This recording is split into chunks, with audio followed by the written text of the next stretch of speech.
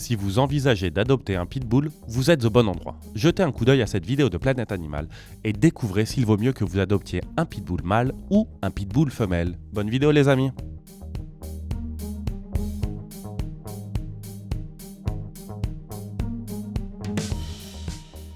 Taille.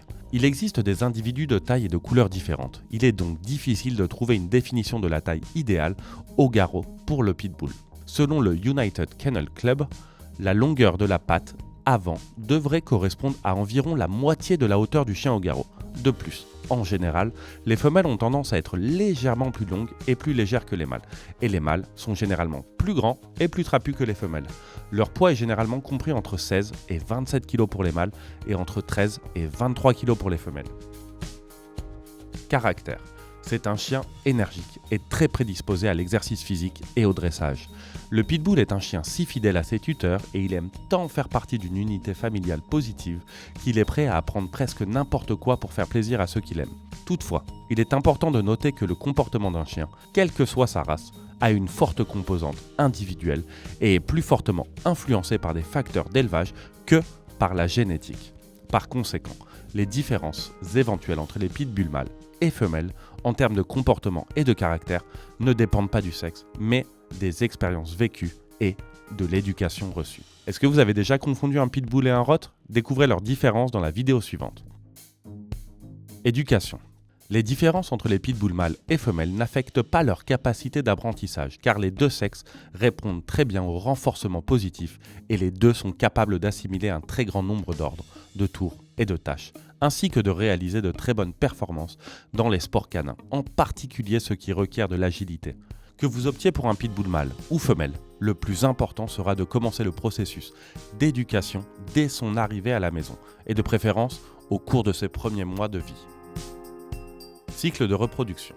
Comme c'est un chien de taille moyenne, on peut supposer que l'American Pitbull Terrier atteindra sa maturité sexuelle entre 6 et 12 mois. De manière générale, les mâles l'atteignent plus tard que les femelles. Toutefois, l'âge exact du premier œstrus peut varier en fonction des caractéristiques de chaque individu. Une fois qu'ils ont atteint la maturité sexuelle, les mâles pitbull sont prêts à s'accoupler tout au long de l'année et de leur vie. La chienne, quant à elle, connaîtra 2 accouplements par an, chacun divisé en 4 phases, d'une durée totale de 15 à 21 jours. Les symptômes de l'œstrus diffèrent également. Les chiennes ont les saignements vaginaux typiques, généralement accompagnés d'un gonflement visible de la vulve.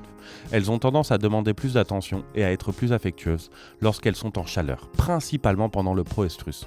D'autre part, les mâles sont très anxieux ou nerveux lorsqu'ils perçoivent que des chiennes sont en chaleur à proximité et ils feront tout pour aller à leur rencontre. En période de chaleur, aussi bien les mâles que les femelles ont une grande tendance à s'échapper. Marquage. Les deux sexes marquent pour communiquer avec leurs congénères et afin de générer une odeur commune ou en réponse à certaines émotions. Et ils ne marquent pas qu'avec de l'urine. Qu'ils soient mâles ou femelles, le marquage urinaire est bien plus fréquent chez les chiens non stérilisés et il le sera davantage chez les mâles qui ne le sont pas. Il est très difficile d'identifier ce comportement et de le différencier du besoin physiologique d'uriner, car nous verrons que le chien lève la patte et expulse des petits jets d'urine sur des surfaces ou des objets verticaux.